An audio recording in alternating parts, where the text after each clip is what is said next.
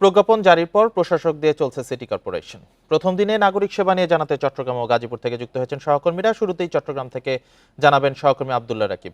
আব্দুল্লাহ রাকিব, চট্টগ্রাম সহ 12টি city কর্পোরেশনে mayor অপসারণ করে প্রশাসক নিয়োগ দেওয়া হয়েছে। সেখানের কার্যক্রম কেমন চলছে, সেবা গ্রহীতারা আসছেন কিনা, বিস্তারিত জানাবেন। প্রিয় নম্বর সেট করে বিকাশে সেন্ড মানি করুন ফ্রি। জি, আপনি যেমনটি বলছেন, চট্টগ্রাম সহ 12টি সিটি কর্পোরেশনের যে নতুন প্রশাসক নিয়োগ দেওয়া হয়েছে, সেই ধারাবাহিকতায় চট্টগ্রামের প্রশাসক যাকে নিয়োগ দেওয়া হয়েছে তিনি চট্টগ্রাম বিভাগের বিভাগীয় কমিশনার তোফায়েল ইসলাম।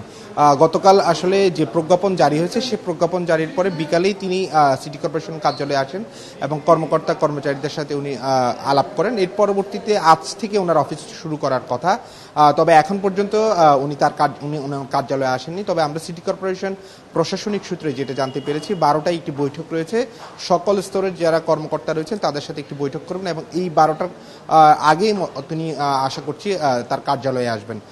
তবে সিটি কর্পোরেশনের প্রশাসক নিয়োগ হলো যে কাউন্সিলরগুলো রয়েছে, অর্থাৎ 41টি ওয়ার্ড রয়েছে, পাশাপাশি মহিলা কাউন্সিলর পদ রয়েছে। সেই পদগুলোতে এখন পর্যন্ত কোনো ধরনের প্রশাসক নিয়োগ হয়নি। সেক্ষেত্রে সিটি কর্পোরেশনের যারা কর্মকর্তা তারা বলছেন এই পদগুলোতে কাউন্সিলরদের অপসারণ বিষয়ে প্রজ্ঞাপনের সিদ্ধান্ত আসলে সরকার থেকে আসবে এবং সেটি আসার আগ পর্যন্ত মেয়র অর্থাৎ যিনি জেলা প্রশাসক হিসেবে আছেন তিনি তার ক্ষমতা বলে এখানকার দায়িত্বপ্রাপ্ত কর্মকর্তাদেরকে দায়িত্ব দিবেন। এছাড়া আমরা জানি চট্টগ্রাম সিটি কর্পোরেশনের আঞ্চলিক কর্মকর্তা রয়েছে, সেই যেহেতু এখন কাউন্সিলর অফিসগুলোতে এক ধরনের জটিলতা রয়েছে, প্রশাসনিক স্থবিরতা বিরাজ করছে, সেক্ষেত্রে আঞ্চলিক প্রধানরা দায়িত্ব পালন করছেন। তবে 41টি ওয়ার্ডের যে কাউন্সিলর, সাধারণ কাউন্সিলর এবং মহিলা কাউন্সিলর রয়েছেন, তারা ছাড়াও এই ওয়ার্ডগুলোতে অনেকেই আত্মগোপনে থাকলেও বাকি 10 জন যে কাউন্সিলর আছেন তারা ইতিমধ্যে কাজে যোগ দিচ্ছেন। তবে প্রজ্ঞাপন জারি হলে তাদেরকে অপসারণ করা হতে পারে।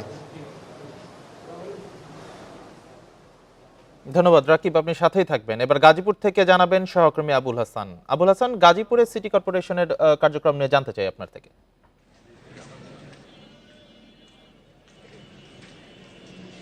দেখুন, গতকাল গাজীপুর সিটি কর্পোরেশন 3টি পৌরসভা এবং 5টি উপজেলা পরিষদ, একটি জেলা পরিষদের যারা আছেন চেয়ারম্যান মেয়র ছিলেন তাদেরকে কিন্তু অপসারণ করা হয়েছে।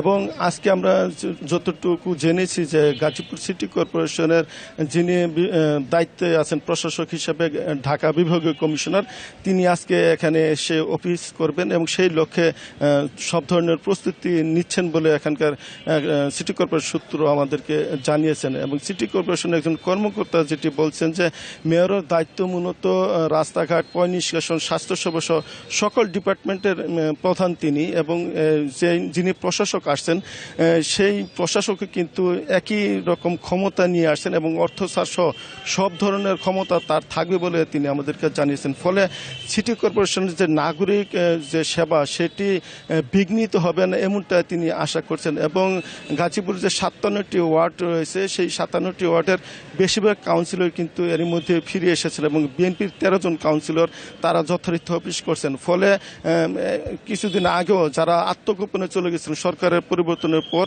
তাদের ফিরে আসায় যে সমস্যাটা ছিল যে জন্ম সনদ, মৃত্যু সনদ সহ নাগরিক সেবা কিছুটা বিঘ্নিত হচ্ছিল, সেটি কিছুটা হলেও সচল হয়েছে এবং নাগরিক সেবা যেটি সাধারণ মানুষ চাচ্ছিলেন সেটা অনেকটাই ফিরে আসতে শুরু করছে। তবে সাধারণ মানুষের যে আলোচনা সেটি ছিল যে গতকাল প্রজ্ঞাপন যে আদেশ, সরকারি আদেশ, সেই আদেশের মাধ্যমে মেয়রকে অপসারণ করা হয়েছে এবং তারা বলছিলেন যে গাজীপুরের কোনো মেয়রই আসলে পূর্ণ মেয়াদে দায়িত্ব পালন করতে পারেনি। প্রথম যিনি মেয়র ছিলেন অধ্যাপক এম এ মান্নান, তিনি নানা কারণে দায়িত্ব পালন করতে পারেননি। পরবর্তী মেয়র জাহাঙ্গীর আলম এবং সর্বশেষ জায়দা খাতুন, তারা কিন্তু পূর্ণ মেয়াদে এখানে দায়িত্ব পালন করতে পারেনি নানা কারণে। ফলে এখানকার অধিবাসীরা যেটি বলছেন যে তারা যে আশা নিয়ে ভোট দিয়েছিলেন, যেভাবে তারা নগরের উন্নয়ন চেয়েছিলেন, এলাকার উন্নয়ন চেয়েছিলেন, সেই মাত্রায় তারা কিন্তু পাচ্ছেন না। তবে আমরা আশা করছি দ্রুত এটি একটি সমাধানে আসবে।